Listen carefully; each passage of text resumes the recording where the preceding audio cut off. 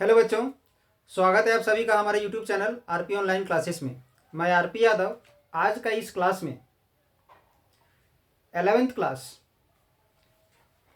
Physics का कुछ important questions लेकर के आए हैं और इन सभी क्वेश्चंस आपके एग्ज़ाम के लिए बहुत ही ज़्यादा इम्पोर्टेंट होने वाला है।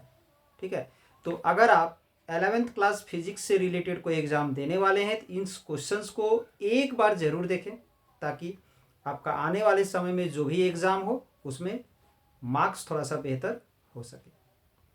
तो चलिए पहले आज का इस क्लास में हम सभी क्वेश्चंस को आंसर के साथ देखते जाते हैं। फर्स्ट क्वेश्चन क्या है, ध्यान दोगे। फर्स्ट क्वेश्चन है विच of the following material is most elastic, steel, rubber, copper and glass. तो स्टील जो है वो ज़्यादा इलास्टिक होता है। ज़्यादा इलास्टिक होने का मतलब ये है कि अगर किसी में डिफॉर्मिंग फोर्स लगा दिया जाए और डिफॉर्मिंग फोर्स लगा करके उसे उसका शेप में परिवर्तन किया जाए, सपोज कि एक वायर है, उस वायर को खींच करके उसको लंबा कर दिया जाए, ठीक है, तो उसको लंबा करने में जो हम लोग फोर्स लगाएं ना, उसी को हम लोग डिफॉर्मिंग फोर्स कहते हैं। तो किसी भी बॉडी में डिफॉर्मिंग फोर्स लगा करके अगर रिमूव कर दिया जाए, डिफॉर्मिंग फोर्स हटा दिया जाए, तो डिफॉर्मिंग फोर्स हटाने के बाद वो तुरंत अपना ओरिजिनल कॉन्फ़िगरेशन में अगर आ जाए तो इसका मतलब ये है कि वो ज़्यादा इलास्टिक है। तो ये जो प्रॉपर्टी है एक्चुअली में स्टील में ज़्यादा पाया जाता है, क्योंकि अब जैसे कि रबर को ले लें तो यहाँ बच्चे सोच रहे हो कि ये ज़्यादा इलास्टिक है। ज़्यादा इलास्टिक नहीं है। रबर में जब हम डिफॉर्मिंग फोर्स लगाते हैं तो उसकी लंबाई में ज़्यादा इंक्रीज होता है और रिमूव करने के बाद, डिफॉर्मिंग फोर्स रिमूव करने के बाद ये जो रबर जो है ना वो पूर्ण रूप से अपना ओरिजिनल कॉन्फ़िगरेशन में नहीं आ पाता है। ये हमेशा हमेशा के लिए थोड़ा सा ये चेंज हो जाता है, लेंथ मतलब ये लॉन्ग हो जाता है। रबर का कोई भी वायर लेके देखोगे, उसको खींचोगे तो खींचते खींचते थोड़ा सा वो लंबा हो जाता है, यानी ये इलास्टिक नहीं है। तो ये इलास्टिसिटी ज़्यादा किस में पाया जाता है, तो स्टील में। अगर स्टील में अगर डिफॉर्मिंग फोर्स हटा करके रिमूव कर दिया जाए तो स्टील में ये ज़्यादा कैपेसिटी होती है कि अपना पूर्ण रूप से अपनी ओरिजिनल कॉन्फ़िगरेशन में वो आ जाए। ठीक है, यानी अगर आपसे पूछा जाएगा कि ज़्यादा इलास्टिक कौन होता है तो स्टील। ठीक है, अब सेकंड में आते हैं। The restoring force per unit area is known as. तो पर यूनिट एरिया में जो रेस्टोरिंग फोर्स लगता है उसे हम लोग क्या कहते हैं। तो सबसे पहले हम लोग रेस्टोरिंग फोर्स के बारे में जानते हैं। तो जब किसी बॉडी में डिफॉर्मिंग फोर्स लगाया जाता है तो सबसे पहला चीज़, डिफॉर्मिंग फोर्स क्या है, किसी भी बॉडी में एक ऐसा फोर्स लगाया जाए जिस फोर्स को लगाने से उसका कॉन्फ़िगरेशन चेंज हो जाए, यानी उसका शेप चेंज हो जाए या उसका वॉल्यूम चेंज हो जाए, उसका एरिया चेंज हो जाए या उसका रेडियस चेंज हो जाए या उसका लेंथ चेंज हो जाए। यानी जो फोर्स किसी बॉडी में लग करके उस किसी न किसी रूप से उसका कॉन्फ़िगरेशन को बदल दे, उस फोर्स को हम लोग डिफॉर्मिंग फोर्स कहते हैं। ठीक है, तो अगर किसी बॉडी में डिफॉर्मिंग फोर्स अगर लगाकर रिमूव किया जाए तो बॉडी फिर अपना ओरिजिनल कॉन्फ़िगरेशन में आता है। क्यों आता है, क्योंकि उसके अंदर जितने सारे एटम्स हैं, मॉलिक्यूल्स हैं या उसका जो कंस्टिट्यूएंट पार्टिकल्स हैं वो अंदर से एक अपोजिट फोर्स लगाते हैं, डिफॉर्मिंग फोर्स का जस्ट अपोजिट फोर्स, यानी या फिर ऐसा कह सकते हैं कि पूर्ण रूप से अपनी ओरिजिनल कॉन्फ़िगरेशन को प्राप्त करने के लिए अंदर से पार्टिकल, उसका जो कंस्टिट्यूएंट पार्टिकल्स है उसके द्वारा जो फोर्स लगाया जाता है, उत्पन्न किया जाता है, उसी को हम लोग क्या बोलते हैं, तो रेस्टोरिंग फोर्स। ठीक है, अब पर यूनिट एरिया में जो रेस्टोरिंग फोर्स जो लगता है उसे क्या कहते हैं, तो स्ट्रेस कहते हैं, यानी 2 का क्या हो जाएगा, तो सी नंबर हो जाएगा। ठीक है, अब ध्यान दोगे आगे।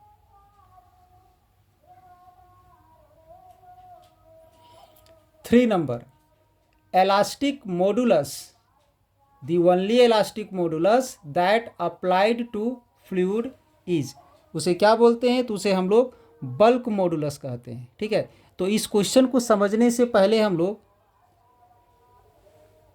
स्ट्रेस क्या है, स्ट्रेन क्या है, मॉडुलस क्या है, इन सभी चीज़ों को पहले समझते हैं। ध्यान दोगे, ध्यान दोगे। सबसे पहले हम लोग देखते हैं कि हुक्स लॉ क्या है। तो हुक्स लॉ को समझने के लिए सबसे पहले हम लोग समझते हैं स्ट्रेन। ये स्ट्रेन, जब किसी भी चीज़ में फोर्स लगाया जाता है, फोर्स दैट इज वो डिफॉर्मिंग फोर्स होना चाहिए, ठीक है। जब किसी भी सब्सटेंस में हम लोग डिफॉर्मिंग फोर्स लगाते हैं तो उसका कन्फिग्रेशन चेंज होता है। अब आप लोग सोच रहे हो कि ये कन्फिग्रेशन यहाँ पर क्या है, तो उसका कन्फिग्रेशन में उसका लेंथ भी आ सकता है, ठीक है, रेडियस आ सकता है, डायमीटर आ सकता है, ठीक है, उसका वॉल्यूम आ सकता है, एरिया आ सकता है, उसका शेप आ सकता है, मतलब किसी न किसी तरीके से उसका कन्फिग्रेशन को वो चेंज कर रहा है। तो जो फोर्स किसी बॉडी में अप्लाइड करने से, लगाने से उसका कन्फिग्रेशन को चेंज कर दे, उसी बॉडी को हम लोग डिफॉर्मिंग फोर्स कहते हैं, ठीक है। अब अगर मान लो उसका बॉडी में या उसका लेंथ में चेंज हो रहा है, ठीक है, अगर उसका लेंथ में चेंज हो रहा है तो वहाँ जो स्ट्रेन जो होगा ना, वो स्ट्रेन उसे हम लोग लॉन्गिट्यूडनल स्ट्रेन कहते हैं, ठीक है। और उस लॉन्गिट्यूडनल स्ट्रेन को कैसे डिफाइन करते हैं, change in length bye original length, तो उसे हम लोग लॉन्गिट्यूडनल स्ट्रेन कहते हैं। अगर स्ट्रेन को डिफाइन अगर करना हो तो change in configuration by original configuration, change in configuration by original configuration, ठीक है। तो इसका मतलब क्या हो गया कि स्ट्रेन इसी के आधार पर डिफरेंट डिफरेंट प्रकार से क्लासिफाइड किया गया है। अगर हम लेंथ का यूज करते हैं, किसी का लेंथ में अगर चेंज हो रहा है तो उसे हम लोग लॉन्गिट्यूडनल स्ट्रेन कहते हैं, that is change in length bye original length को हम लोग लॉन्गिट्यूडनल स्ट्रेन बोलते हैं, ठीक है।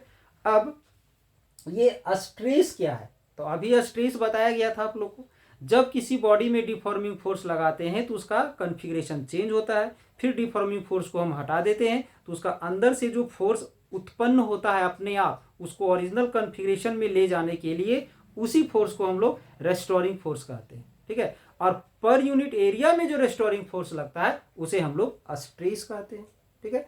अब यहां पर आता है question elastic limit. Elastic limit क्या है, किसी भी बॉडी में उतना ही डिफॉर्मिंग फोर्स लगाना है जितना डिफॉर्मिंग फोर्स लगा करके अगर रिमूव कर दिया जाए तो इमीडिएटली एंड कंप्लीटली वो अपना ओरिजिनल कॉन्फ़िगरेशन को प्राप्त कर ले।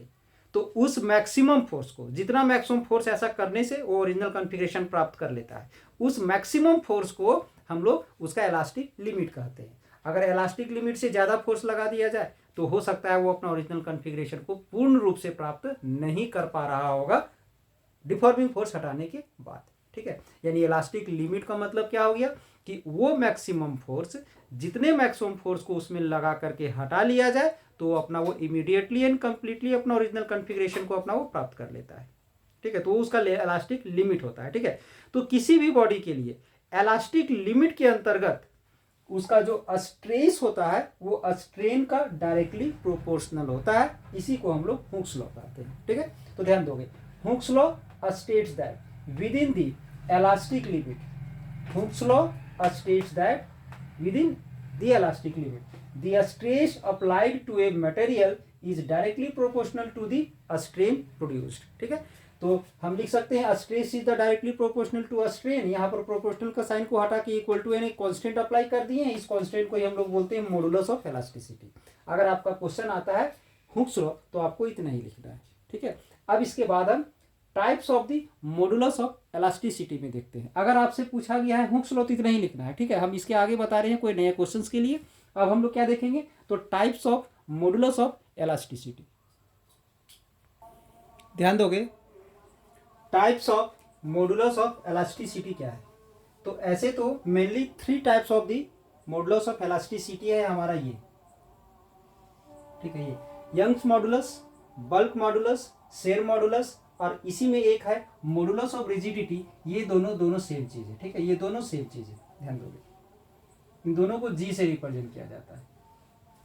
तो यंग्स मॉडुलस क्या है, ध्यान दोगे। यंग्स मॉडुलस को हम लोग कैपिटल वाई से रिप्रेजेंट करते हैं। ये हमारा normal stress by longitudinal strain, ठीक है।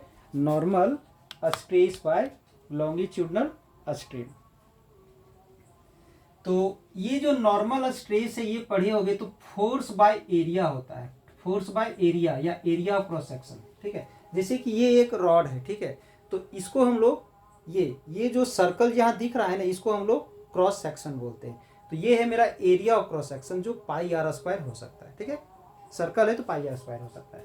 तो सर्कल ही हो, कोई जरूरी नहीं है, दूसरे शेप का भी हमारा हो सकता है। तो ये है मेरा इसका नॉर्मल फोर्स और ये एरिया ऑफ क्रॉस सेक्शन।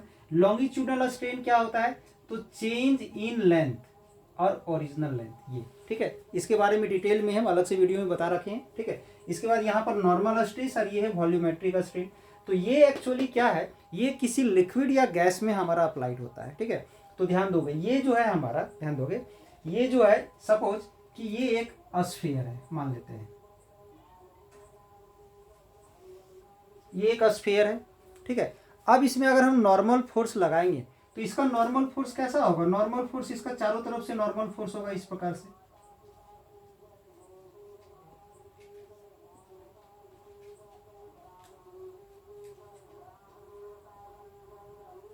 ये है नॉर्मल फोर्स, चारों तरफ से इसका अगर हम नॉर्मल फोर्स लगाते हैं तो इसका जो शेप है थोड़ा सा कम हो जाएगा, यानी इसका वॉल्यूम कम हो जाएगा, रेडियस डिक्रीज कर जाएगा। तो पहले इसका जो वॉल्यूम था, अगर उस पहले वाले वॉल्यूम को अगर हम भी मान लेते हैं, और ये जो वॉल्यूम जो कम हो गया इसे हम लोग v माइनस डेल्टा भी मान लेते हैं, ठीक है।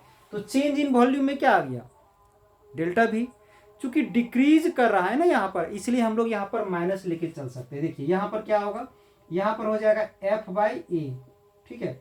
और वॉल्यूमेट्रिक स्ट्रेन में क्या हो जाएगा, माइनस डेल्टा भी बाई भी, ये आ जाएगा। माइनस क्यों हुआ, तो डिक्रीज हो रहा है इसलिए माइनस आ गया।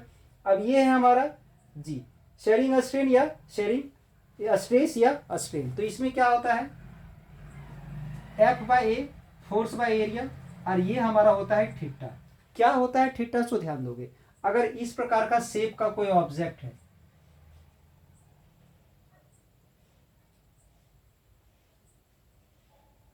इस शेप का अगर कोई ऑब्जेक्ट है, इसका बेस में बिना परिवर्तन किए, बेस को इसका फिक्स्ड कर देना है, एकदम निश्चित कर देना है, दृढ़ कर देना है, वो हिलना भी नहीं चाहिए।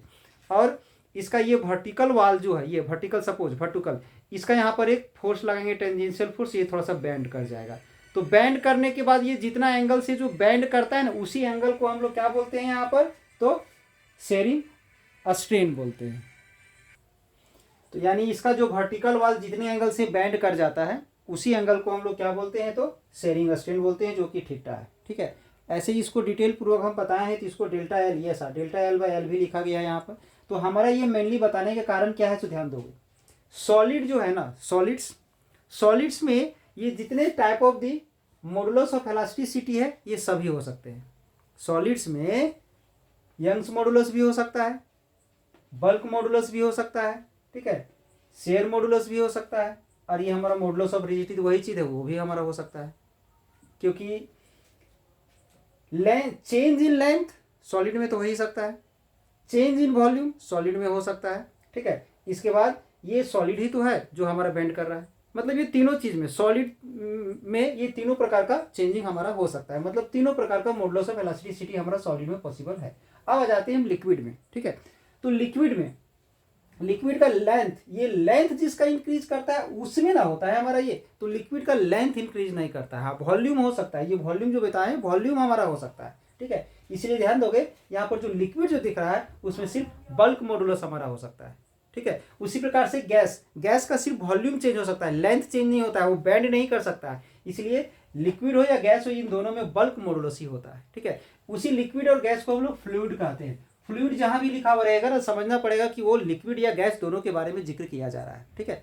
फ्लूइड यानी लिक्विड भी हो सकता है, गैस भी हो सकता है। तो ध्यान रखोगे, अगर पूछा जाएगा कि सॉलिड में किस प्रकार का मॉडुलस ऑफ इलास्टिसिटी हमारा हो सकता है, तो तीनों चारों हो सकता है, ठीक है। अब पूछा जाएगा लिक्विड में क्या हो सकता है, या फ्लूइड में क्या हो सकता है, या तो फिर गैस में क्या हो सकता है, तो वो सिर्फ बल्क मॉडुलस ऑफ इलास्टिसिटी ही होता है। बहुत ही इंपॉर्टेंट क्वेश्चन है, इससे बहुत सारा क्वेश्चन आता है, ठीक है। अब आगे बढ़ते हैं हम अपना क्वेश्चन में। नेक्स्ट क्वेश्चन में ध्यान दोगे, the only elastic modulus that applies to fluid, यानी फ्लूइड में जो होता है, तो फ्लूइड में अभी जैसा कि बताया आप लोग का बल्क मॉडुलस हो जाएगा, ठीक है। अब शेयरिंग स्ट्रेस चेंजेज, तो शेयरिंग स्ट्रेस किसको चेंज करता है, अभी बताए थे कि उसका सिर्फ शेप को चेंज करता है, वो सिर्फ बैंड करता था, झुकता था, ठीक है। लेंथ कहाँ पर आता है, यंग्स मॉडुलस में, ठीक है। ब्रेड्थ भी यंग्स मॉडुलस में ही आ सकता है। वॉल्यूम किस में आता है, तो ये हमारा आ जाता है बल्क मॉडुलस में, ठीक है। बट शेप किस में आता था, शेप हमारा आता था इसमें, शेयरिंग मॉडुलस में, यानी शेयरिंग स्ट्रेस किसको चेंज करता है, तो शेप को चेंज करता है, सी नंबर। अब dimensional formula of modulus of elasticity, तो इसका हो जाएगा डी नंबर। ठीक है, ये डी नंबर कैसे होगा ध्यान दोगे। अभी जैसा कि बताया गया था आप लोग को, ई इक्वल टू क्या बताए थे, stress by strain, stress by strain. तो स्ट्रेस में क्या होता है, इस स्ट्रेस में क्या होगा, फोर्स बाय एरिया। ठीक है, और ये स्ट्रेन में क्या होगा, change in length by length होगा। ठीक है, या change in volume by volume होगा, इसी तरह का कुछ होगा। यानी इसका जो है वो यूनिट नहीं होता है। स्ट्रेन में लेंथ बाय लेंथ होगा या वॉल्यूम बाय वॉल्यूम होगा, जिसके चलते उसका कोई भी डायमेंशन, कोई भी यूनिट नहीं होता है। ठीक है, तो नो डायमेंशन, उसको हटा देते हैं। तो फोर्स का क्या हो जाएगा, न्यूटन। ऐसे तो डायमेंशन निकालना है, तो फोर्स का हो जाएगा mL/T⁻², और एरिया का हो जाएगा L²। तो ये L का पावर 2 यहाँ जाके माइनस हो जाएगा, तो 1 - 2 हो जाएगा। तो क्या आ जाएगा, m⁻1 L⁻⁻1 T⁻², ये आ गया m⁻1 L⁻⁻1 T⁻²।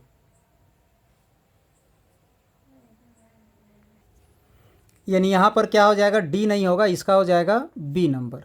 ठीक है, इसका आंसर क्या हो जाएगा, तो बी नंबर हो जाएगा। अब नेक्स्ट है डिफाइन विस्कोसिटी। तो विस्कोसिटी पढ़े होगे, विस्कोसिटी में क्या हो जाएगा, resistance to flow of fluid. यानी ये जो है सो लिक्विड में भी होता है और गैस में भी होता है, इसीलिए ये क्या, फ्लो ऑफ फ्लूइड, लिक्विड का प्रवाह या तो फिर गैस का जो प्रवाह होता है, उसका जो प्रतिरोध जो होता है, उसको विरोधी जो होता है, विरोध में जो उसका प्रवाह में जो लगता है, उसी को हम लोग बोलते हैं विस्कोसिटी, यानी resistance to flow of fluid.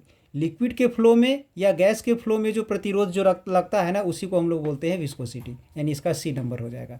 इसके बाद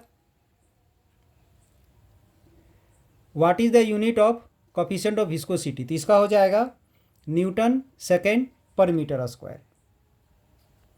नेक्स्ट क्वेश्चन है, ध्यान दोगे, which of the following equation must B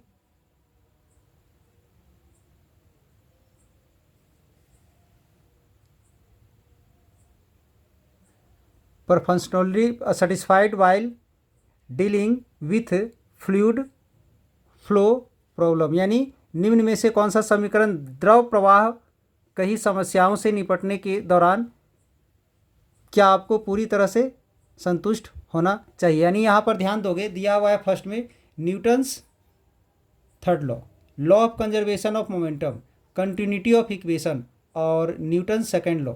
यानी इसमें क्वेश्चन है कि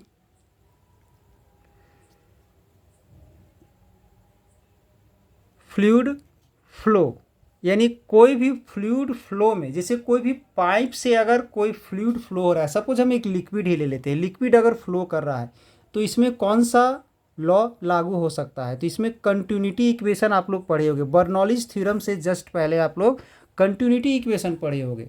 कंटिन्यूटी इक्वेशन हमारा लागू होती है जब किसी पाइप से जब लिक्विड फ्लो होता है, तो उसमें कंटिन्यूटी इक्वेशन लागू होती है, यानी इसका सी नंबर हो जाएगा।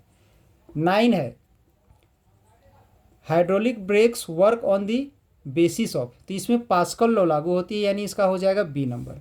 इसके बाद 10 है यूनिट ऑफ प्रेशर, प्रेशर का यूनिट क्या होता है, तो पास्कल होता है। नेक्स्ट क्वेश्चन क्या है, ध्यान दोगे, स्टेट हुक्स लॉ। तो अभी हुक्स लॉ आप लोग को स्टार्टिंग में ही बता चुके हैं। नेक्स्ट क्वेश्चन है अगला, why strain has no unit. Question है कि स्ट्रेन के पास यूनिट क्यों नहीं होता है, तो इसका भी आंसर आपको बता चुके हैं, बट अभी फिर से हम रिपीट कर दे रहे हैं, ध्यान दोगे। स्ट्रेन इक्वल टू एक्चुअली में होता क्या है, चेंज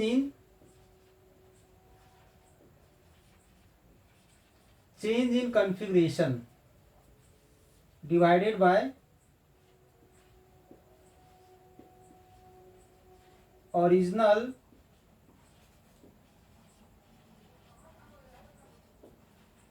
ओरिजिनल कॉन्फ़िगरेशन। ठीक है, तो जैसे यहाँ चेंज इन कॉन्फ़िगरेशन के जहाँ पर हम लोग चेंज इन लेंथ भी लिख सकते हैं और यहाँ पर ओरिजिनल लेंथ लिख सकते हैं, या फिर यहाँ पर चेंज इन वॉल्यूम लिख सकते हैं, यहाँ ओरिजिनल वॉल्यूम लिख सकते हैं। यानी ये जो स्ट्रेन है ना, उसको डिफाइन किया जाता है ratio of two similar physical quantity. अगर ऊपर लेंथ है तो नीचे भी लेंथ होगा, ऊपर अगर वॉल्यूम है तो नीचे भी वॉल्यूम होगा। तो जब एक रेशियो हो जो सिमिलर फिजिकल क्वांटिटी का, तो उसका डायमेंशन या यूनिट नहीं होता है। तो यहाँ पर पूछा गया था कि why a strain has no units, यानी इसका यूनिट क्यों नहीं होता है। तो इसका यूनिट नहीं होने का रीज़न यही है कि ये सिमिलर फिजिकल क्वांटिटीज़ का रेशियो से डिफाइन किया जाता है। तो यहाँ लिख सकते हैं, ये लिखने के बाद लिखोगे a strain is a ratio of to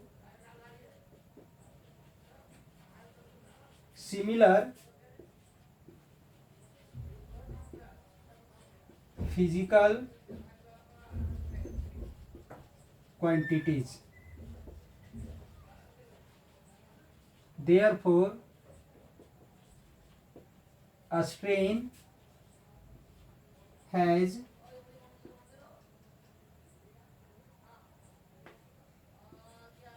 no unit, यानी यही कारण है कि इसका यूनिट नहीं होता है। तो ये था हमारा आज का क्लास में क्लास 11th फिजिक्स के लिए कुछ इंपॉर्टेंट क्वेश्चंस। आई होप आज का ये क्लास आप लोग को अच्छा लगा हो, तो इसके लिए एक लाइक कर दे, वीडियो को ज़्यादा से ज़्यादा शेयर कर दे, ताकि इसी तरह का और सारा लेटेस्ट वीडियो आपके लिए हम तैयार कर पाएँ। और अगर आज का क्लास आप लोग को अच्छा लगा हो और आप चाहते हैं कि आपके आने वाले समय के लिए अगर इस चैनल से जुड़े रहें, तो चैनल को सब्सक्राइब कर लें, बेल आइकन को दबा दें, ताकि हर एक लेटेस्ट वीडियो हमारे द्वारा जो भी अपलोड किया जाएगा आपके लिए, आपके हित के लिए, उसका लाभ आप समय पर उठा सकें। धन्यवाद।